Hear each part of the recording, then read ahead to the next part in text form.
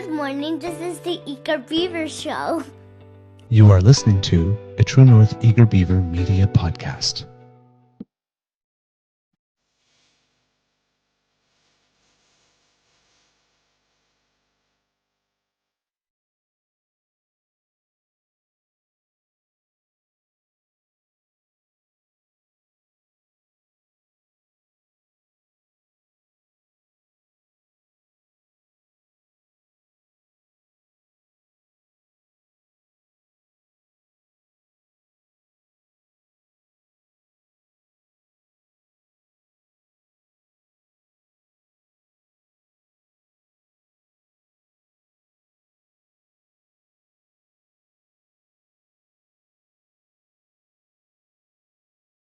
The True North Eager Beaver podcasts are proudly brought to you by our founding sponsors, the Miss V Mysteries from Corvid Moon Publishing, your source for science fiction, fantasy, and cozy mysteries featuring a broad diversity of characters. CanadianTarot.com, your uniquely Canadian online eclectic tarot community and forum, and the Peppermaster, hot pepper sauces made from fresh farm ingredients to thrill your taste buds and expand your mind.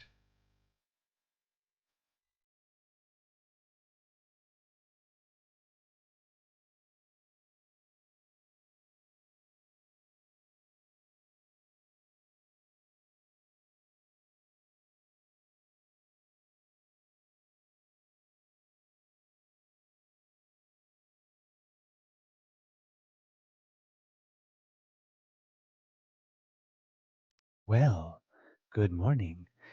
And let's try that again. Welcome and good morning, kids.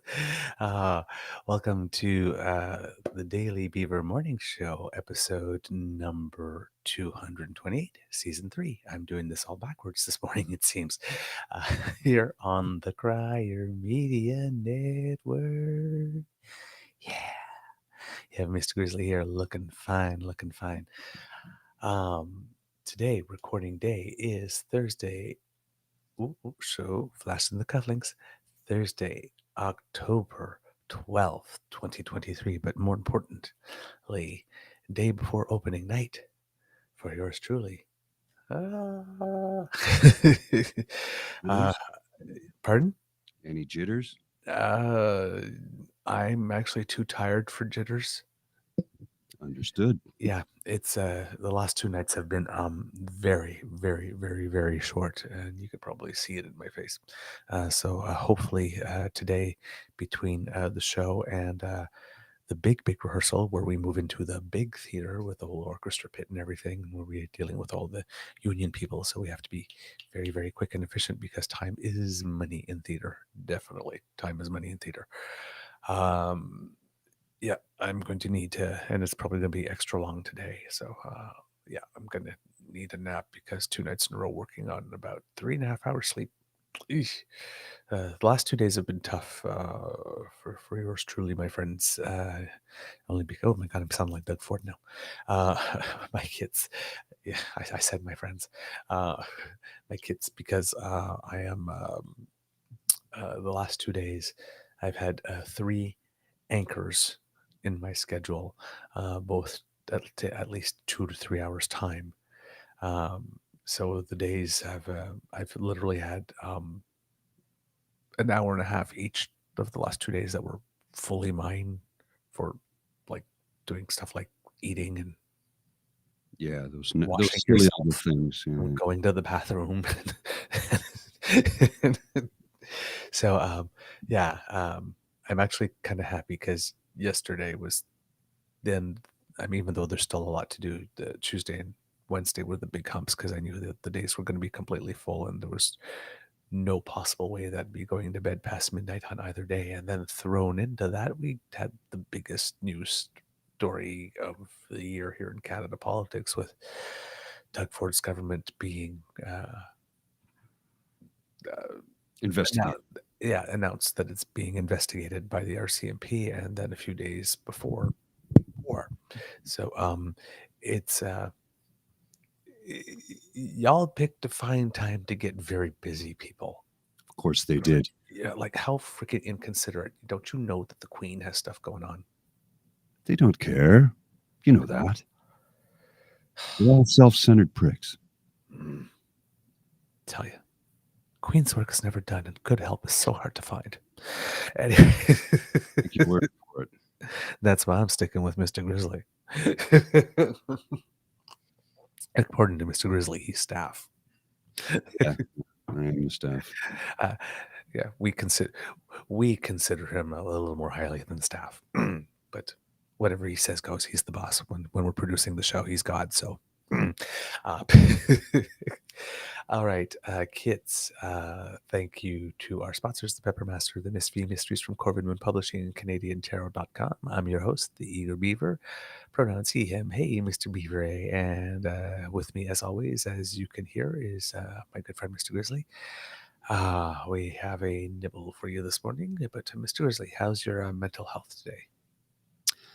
I am feeling really good.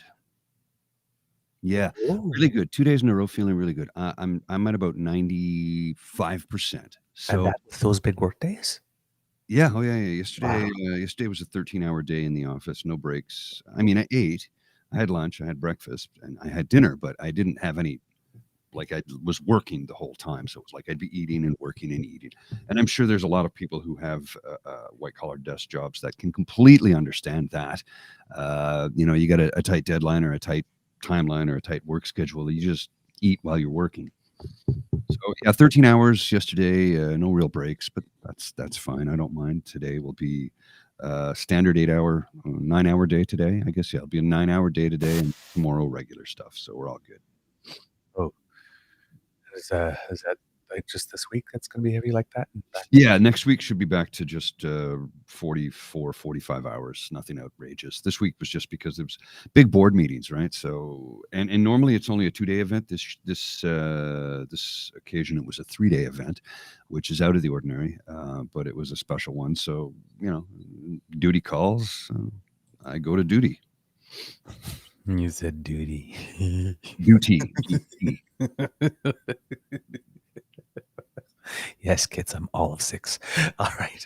Scatological humor. Yes. Well, I get it. I get it. Again, this morning I will be jumping in and out, and I have to be gone at 8 a.m. because it's another hard deadline for me today. All right. Tomorrow we'll make up for it with a nice long show. And I apologize for being a couple minutes late this morning. Had a few complications when I got into the office, so I couldn't jump on right away. I have, a day job I have to deal with first. So, as we keep on saying at the Beaver Lodge, we don't care when you arrive, so long as you get here. Cool. So Cool. Thank you so much for all the efforts that you're doing, because if you weren't doing it remotely, there would be no show. To answer your question, the Daily Beaver, it was great working with Greg Lawrence. Super easygoing guy, just chill as could be. He knew exactly what he wanted, but he wasn't a demanding individual. He's like, okay, we're going to do that take again because I need you to do it this way. I'm like, oh, okay, no problem. It was like super easy to work with him, but I'm a relatively amiable person and I'm easy to get along with. Just tell me what you need me to do. That's what I say to Bridget all the time. Just tell me what you need me to do. It's not complicated. Yep. See the daily. Watch the Butch Patterson episode with Mr. Grizzly Classic. I do not know what that refers to. I'll send you a link. Okay. I appeared. The Butch Patterson Private Dick was a series on comedy. The Comedy Channel, I forget what it was called back then. This was in 1999. It ran for 3 years. It was shot here in Ottawa. It was written, directed, and produced by Greg Lawrence. Greg Lawrence is from Belleville. He grew up on the same street as John Chrisfaluzzi, the guy who did Ren and Stimpy, and another buddy of mine. I see his face. I can't think of his name right now. They all grew up on the same street. They all went into the arts. John being an animator, Greg being a writer, director, producer, actor, and my buddy being a producer and director. They all grew up on the same street in Belleville, and they all did very, very well for themselves. So that show was back in 1999. I did a couple episodes of it actually, but the one where I had a little bit more feature was the dance marathon episode where I was the DJ. Okay. So you see me throughout the show, and then there's a close up where I'm passed out on the turntables with a record in my hand. Then at the end, I'm asleep on the ground, and then Stuntman Stu, my buddy Stu, Yeah. he comes over, wakes me up. I get up and I walk into the scene and I take a photo and I walk out of frame, and that's Okay. So that was that thing that you showed us an image of the other day. yeah. Back Okay. when I had hair, I had blonde hair. It was Yes. 1999. I mean, Yes. Speaking of, you said like falling asleep at the turntable. Yesterday afternoon, I fell asleep right here. that happens. Right here. I was writing the descriptions for the last 2 days' shows. Mhm. And somewhere in the description for yesterday's show, while I was here typing, I fell asleep. And as of course I'm like listening to yesterday's show, well, skimming through yesterday's show in order to be able like to pick the subjects up, because I put the list of little subjects with like cute little names that we're Mhm. dealing with. So the show was still running. Apparently my Beaver sweetie came home. Walked through the door, heard the show still running. I was sitting here. Apparently, he said hello twice or 3 times before. I didn't hear anything and tried to like wake me gently with a nice little kiss, and did it. And then the third time he did, it was like Sound asleep. Sound asleep. right through, right through the bulkhead. He scared me half to death. But yeah, I'm a tired beaver. When you fall asleep sitting up at the computer, and I wasn't even hunched over actually. Was that song by Night Ranger from Midnight Madness? When you close your eyes, do you dream about me?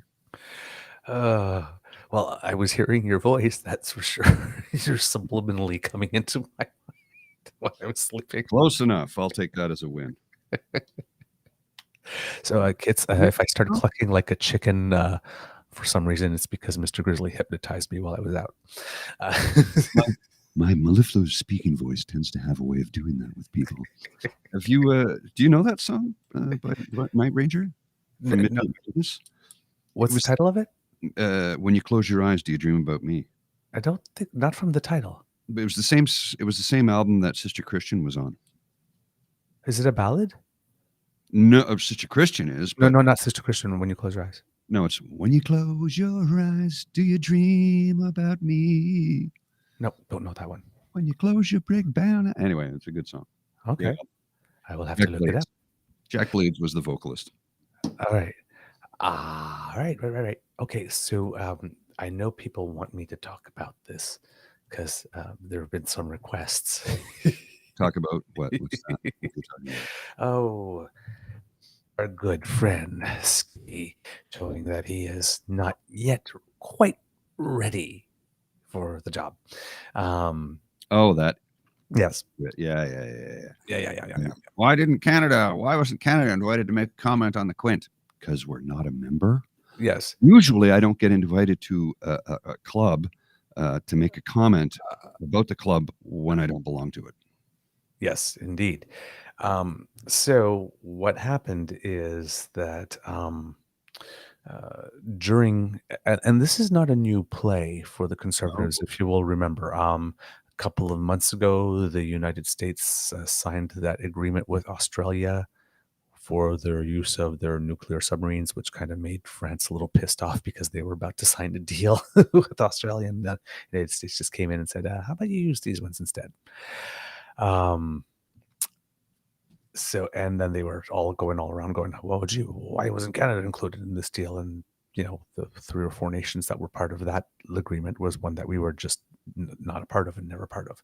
Well, this one, Pierre, while you have all this misinformation going on about the embassy being closed, you also had this. So they were, while this is going on, they're lighting 1,000 little brush fires. Of course they are. Right, and this was one of them. Over the weekend, anyway, it said, I don't know if you read it specifically what PB said. Oh, well, hang on. I'll put it back up on the screen and I'll read it out loud for the folks who, it says, over the weekend, the White House gathered Germany, France, Italy, UK to agree on a joint statement on the Middle East. Justin Trudeau found out in the media. He is sidelined again. Okay. Now, they love to do this thing, right? The Prime Minister's been sidelined. He doesn't write. Everybody's laughing at him. We're such an embarrassment. Okay. So it seems that not only was that going on through the conservatives, but it was also happening through the news agencies, because the story had initially come out that there had been a G7 meeting to have a common statement condemning Hamas Hmm. for its attack on Israel, and Canada had not been invited. So the opposition pounced on that story, but so did lots of media. And turns out that it wasn't a G7 meeting, but as Mr. Grizzly says, one of a group of countries called the Quint nations. Now, as the name suggests, it's a group of 5 nations, right? That also happen to be among the G7 nations. But they're either nuclear power nations, like the United States, the United Kingdom, or France, or they are nuclear sharing nations like Germany and Italy, Canada, and Japan, who's the other member of the G7 nation that nobody in Canada was wondering why Japan was left out, Hmm. Hmm. and whether or not that was an embarrassment for their country as well. Apparently was just for us, even though both of us were left out. Well, the Quint is 5 nations that share nuclear arms. We don't have those. That's exactly it. Canada and Japan are neither of We're those. not a member of Quint because we're not one of the 5 nations that has nuclear warheads. So now Yes. Polyev should know this, but once again, he should know this, but then again, he is an ignorant asshole. So likely he doesn't. So he had to try and make hay of something, which puts egg on his own face, because why would we get invited to make a statement for something we're not a member of? We wouldn't. Oh, I've got something else for you And, too. okay. No, Whoa, no, whoa, whoa. Wait a second. Wait, don't do that. Don't do that. I have something else for you. I'm going to bring it up later, okay? Later. Something later. I've got it in the hopper for later on. You're going to love it. You're going to love it. Okay. Much later. So, okay. It's an informal decision-making group, and it's linked to other big organizations, right? Oh, yes. These leaders discuss all the major international topics, participate in video conferences on meeting in other various forums such as NATO, the OSCE, the G20, the UN. If you're talking about foreign affairs, you should know what the Quint is. Now in Canada, we hear about them very little because we're not involved. Exactly. We're not a member. So we have a situation where in the space of a few days, the person who's presenting himself to us as Canada's inevitable next prime minister has shown that after 20 years, because he likes to say after 8 years of Justin Trudeau, after 20 years of Pierre Poilievre in Parliament, he is not aware that a statement is by the group called the Quint. None of his party operations or research team or anything either bothered to take a look at it or deliberately just said, we don't care, we're just going to lie. But let's assume they probably didn't look at it because let's say they too thought it was the G7 thing. Again, it's the House of Commons incident all over again. Yes. Somebody said something, you took it as being true, you stood up and applauded in case of the House of Commons. Here in case you just jumped right on the bandwagon, let's just jump on our prime minister and create yet another international embarrassment for ourselves by showing that we have a nation that has a leader of an opposition who always introduces himself to people as his Majesty's loyal opposition, who for some reason keeps on being caught trying to humiliate or embarrass or debase his own nation in the international press. All the time. All the time. And this happens right on the heels of this guy showing us that he also cannot math by comparing a turkey in 2005, Yes. 2015, when he was in government, to a turkey in 2023, comparing a frozen turkey to a fresh turkey, like this, comparing a sale price to a regular price, and not even adjusting his price for inflation. He can't keep the word inflation or just inflation out of his mouth. After 20 years of Pierre Poilievre, tabling one piece of legislation that was so horrendously bad that And other sunk his governments government. called it out. Sunk his government. Other governments called it out. Economists around the world said this is terrible. People within his own party said this is not good. I think 20 years of this guy's been enough. I think that's our new campaign slogan. 20 years of Polyev has been enough, with zero legislation to show for anything that was worth anything, let alone that one piece that, sunk his government. Yep. So, There's your soundbite, Liberal and NDP parties. but you have, like I said, he's this apparently financial genius who recommended Bitcoin and can't do a comparative price analysis from one year to another. He's an idiot. And he wants the purse strings. And now, apparent I was going to say apparent foreign policy expert, but he's not presenting himself as such at all. In fact, I remember a couple of days ago, he was making a comment, and I hope I can find it at some point so that we can play it for you. But he was sitting there, and remember when the prime minister was talking about monetary policy? And he said, I don't think much of monetary policy because, and he said a whole bunch of things, and then the conservatives stopped that at, I don't think about monetary policy, and then they flipped that as saying it's not my business, or I don't care about it, and then been laughing at him all this time. But when it's not the prime minister's job to think of monetary policy, that's the Bank of Canada's job, and government is not supposed to influence the Bank of Canada. Just give them the data that they need so that they can do their analysis.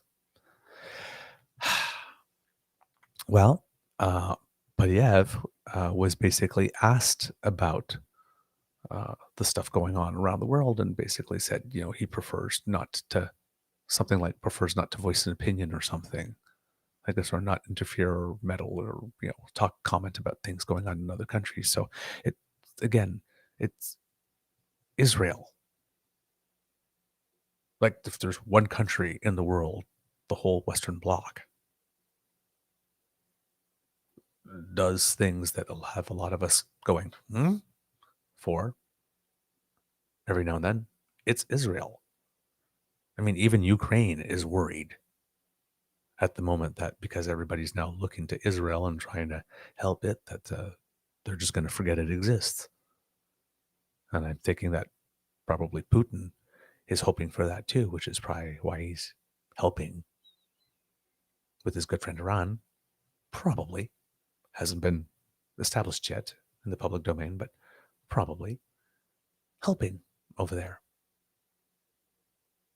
because he knows he's losing in Russia. And what better way to distract an enemy by creating another front? Spread things a little thin, right?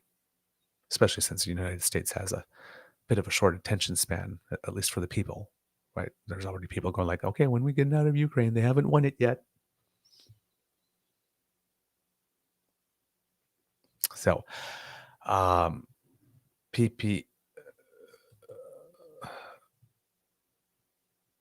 if you got a leader of the opposition who can't math and is not aware of some of the basics of foreign policy, and on a situation like this, wants to go to the members of the Jewish faith at their most vulnerable moment and pander, as he did in that address that he gave at that solidarity night,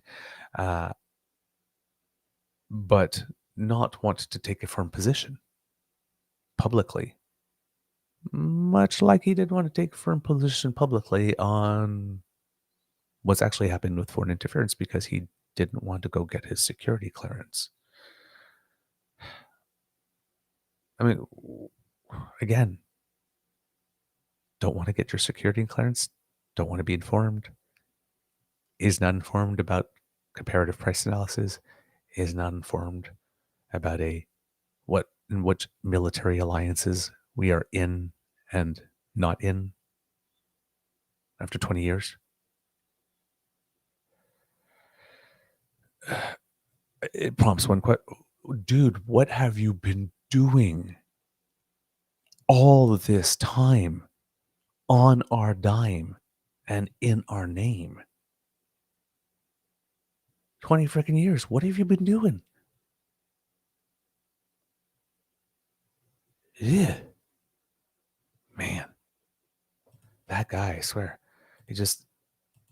He literally is just ambition on two legs. When people used to, they probably still do. They speak about women in the office and turn around and say, she's ambitious, or in politics, but like it's a bad thing.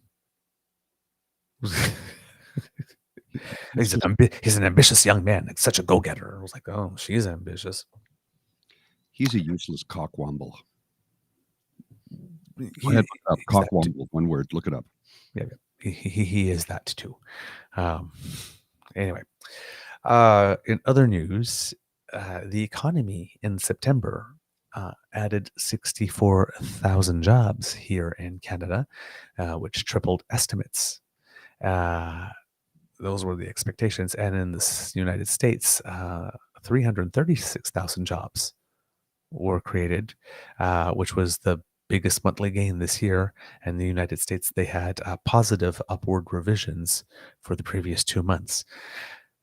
Again, this is causing a lot of people to have a little bit of panic that the Bank of Canada might be feeling, hey, we keep on trying to raise these interest rates in part to try and cool down the job market.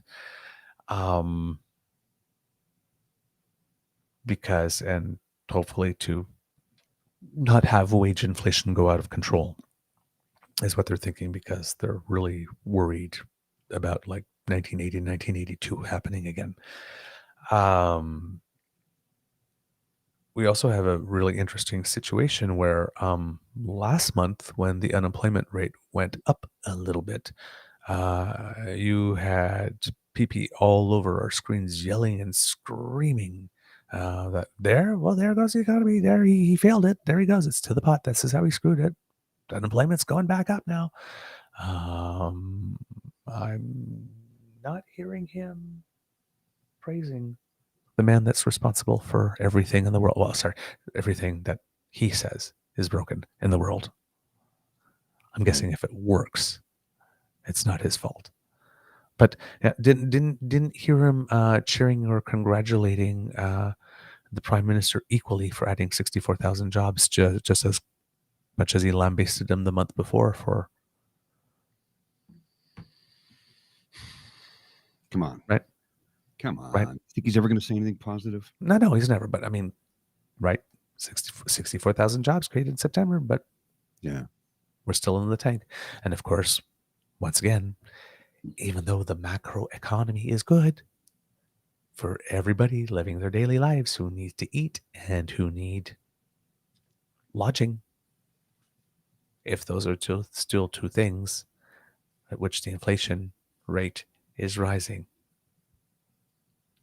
and it's rising faster than the actual core inflation rate or wage growth, everybody's affected. And it doesn't matter how good the macroeconomy is doing, everybody's going to say that the economy, because for any individual person, the economy is what they are feeling, sucks. Mm-hmm. Oh, yeah. Just is. And that's not just this government, it's many governments around the world.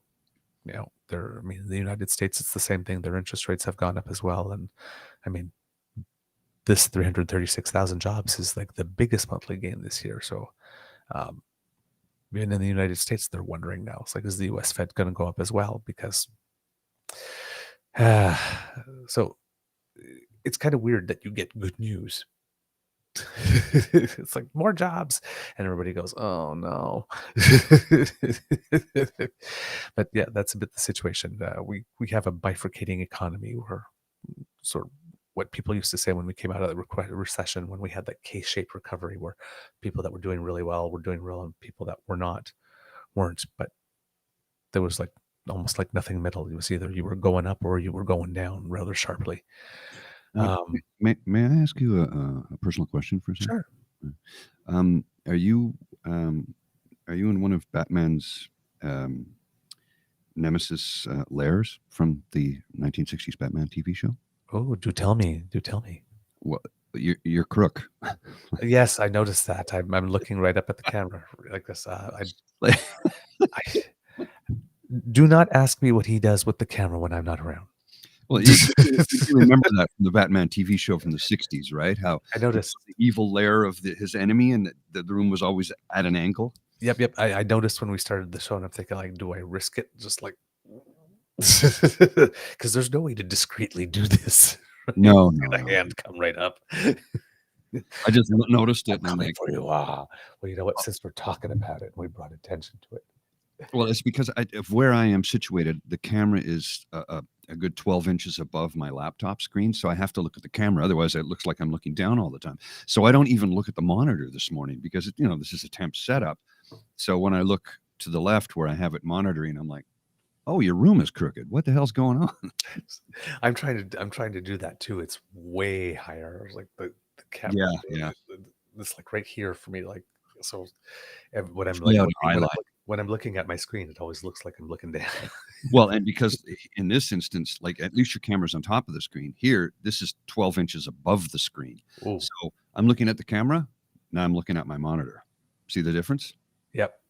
But if I look to my left, where I have YouTube streaming on another screen, just to monitor to make sure we're all good and that we're not freezing or breaking up or anything, I can see it. But it's like if I look there the whole time, it looks like I'm not looking at the camera. So anyway. Little behind the scenes stuff showing you how the sausage is made, kids and cubs. This is what we do to bring you a quality product every day. Indeed. All right. Also in the news, kits and cubs. Let's see. There's just so much Hamas and stuff. It's literally dominating. Like in the morning when I listen like to the 5-minute CBC news clip, like 3.5 minutes of the 5 are dedicated to it. It's just it's really something. I read a quote from Mark Carney yesterday, former governor of the Bank of Canada and the Bank of England, who said that wages need to increase. They do. Corporate profits need to stop increasing, and actually they should shrink. He says increasing wages will not increase inflation. And his economic acumen, along with several economists around the world, back up what he's saying. Wages need to increase across the board. Corporate greed needs to come to a screeching halt, and they actually should reduce their profit margin down to an acceptable level, say 20% instead of 40, 50, 60. Greed is not good, despite what many people seem to think. It's not. It's bad. And it harms every single human being on earth, except for those who are in power with all the money. Yep. Other things in the news, there was a meeting of the provincial health ministers in Charlottetown. It's a 2-day meeting, I believe. That's already started. I believe. I'm not sure. I can't remember if it started yesterday or the day before. But I believe that this is the second day. So they're discussing how they're going to grow the healthcare workforce. Mark Holland, who's now the new Minister of Health, says that this is his first meeting with all of his counterparts. He says we are still trying to catch up from the pandemic, even as it's left everyone feeling tired, stretched, and under-resourced. And he says that the priority now is bringing in new healthcare workers and retaining those who already work in the industry. And once again, the famous thing of foreign credentials, they keep on saying that they want to look at foreign credentials and make it easier, but they've never actually gotten together and actually developed something nationally that will help at that. And they are talking about creating pan-Canadian licensing process because, for example, if you're a nurse in your province, but you can't necessarily go work in another province. You have to qualify which each province's board. So they're looking at whether or not there could be a pan-Canadian licensing process, which would allow. It should be. I mean, it doesn't create more nurses, but at least it allows them to be mobile in cases, we need to move people quickly to a hot spot while we don't have enough nurses. So that could be a decent idea.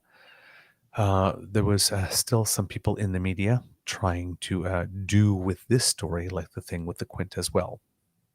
because health ministers met first. And I guess the federal health minister maybe comes a little later. But when it was announced that health ministers are meeting, they go, well, and not with the federal minister? Who are they? And it's like, oh, God, come on, man. You got quotes on TV saying that, he's looking forward to his first meeting with them. Clearly he's attending. But Yeah. sometimes there are first ministers meetings that do not include the federal, where they meet together to strategize, and then they have the one where the federal person comes on where they meet to beg.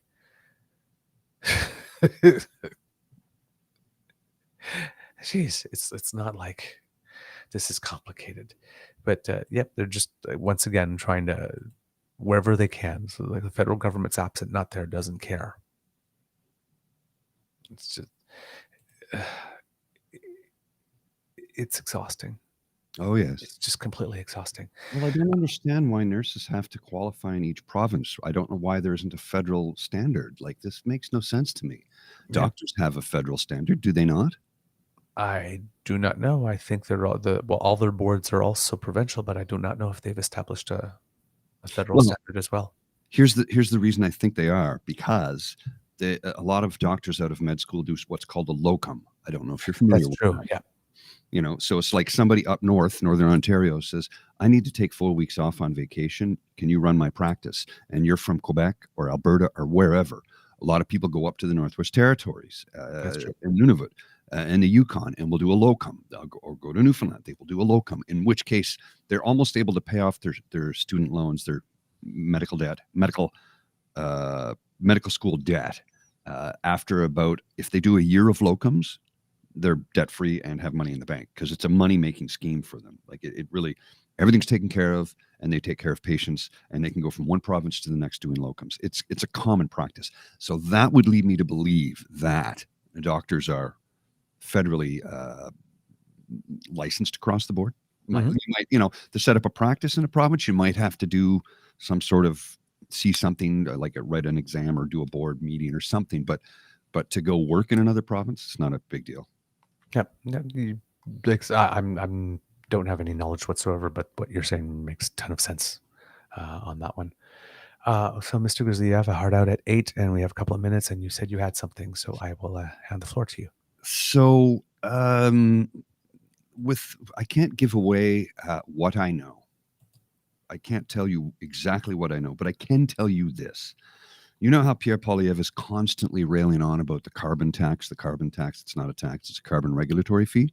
Mm-hmm. You know how he wants to erase it and axe it and get rid of it, and he wants to cut this and cut that and cut another thing? Mm-hmm. I can tell you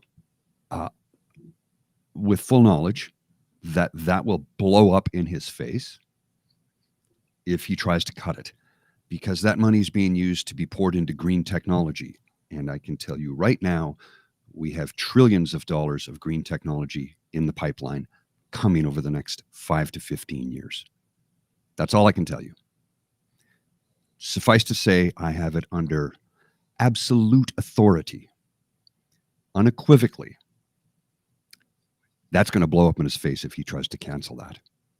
So let him run on it, because were he to get elected by the people who are not versed on the crap that he spews, he's in for a shock when he discovers that the powers that be are not having what he's selling.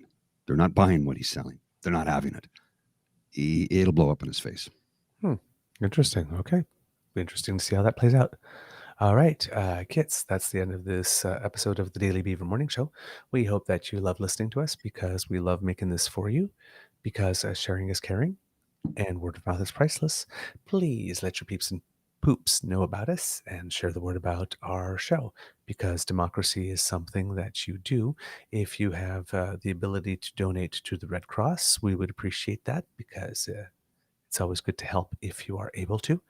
And also make sure that you write to your MLAs, your MPPs, your senators, your MPs to let them know that you demand better, because again, today, nothing in the news snippet about Doug Ford. Nothing. Luckiest SOB on the planet, I tell you. It's being swept under again. Jeez. All right. If you would like to subscribe and not miss an episode, you can go to our Podpage site, which is sponsored by the Ray Girl. That's podpage.com/the True North Eager Beaver, all lowercase letters with a hyphen between each one of those words. And when we have something fresh off the bandwidth, we will come directly to you.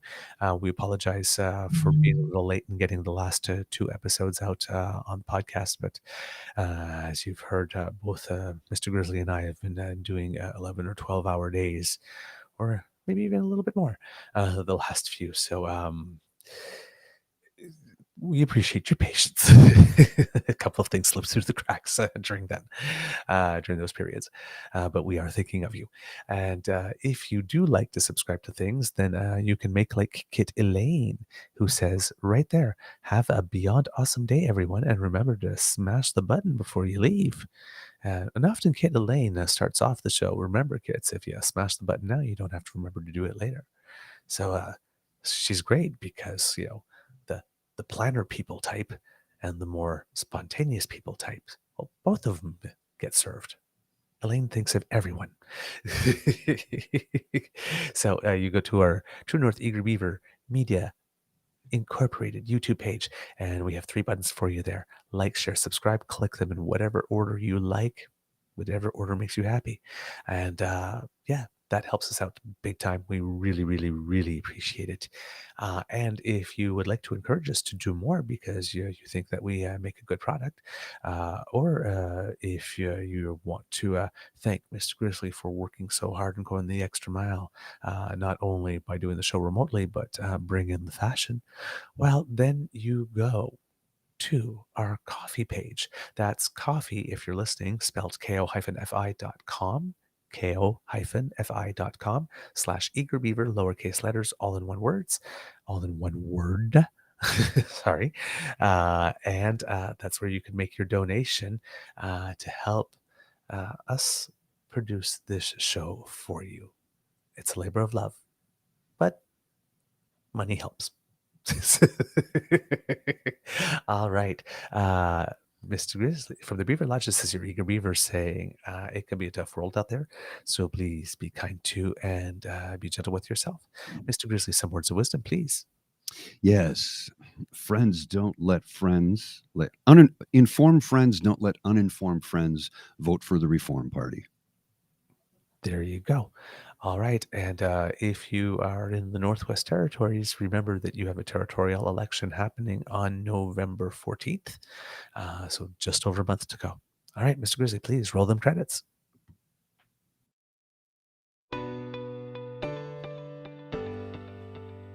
You are listening to a True North Eager Beaver Media Podcast.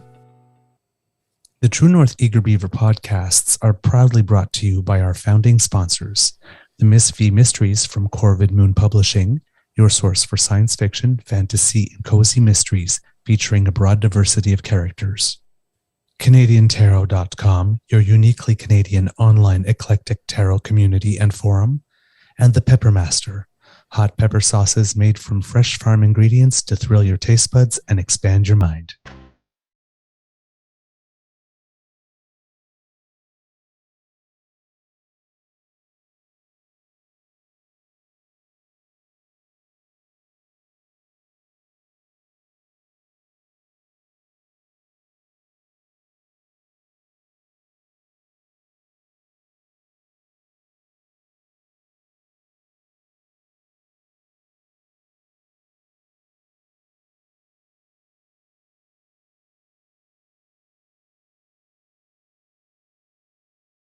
And before we go, just a little bit of Canadians who make us proud news. Canadian cyclist named James Piccoli finished third in a 5-stage race called the Tour of Hainan in China, and even won a stage along the way. So bronze medal performance for a Canadian cyclist. Way to go. Cool. All right, kids. Have a great day. And have a great day, you too, Mr. Grizzly. I'll be in Toronto Saturday. For those who want to meet up for a cup of coffee, just hit me a DM on the Twitter. See ya. Right.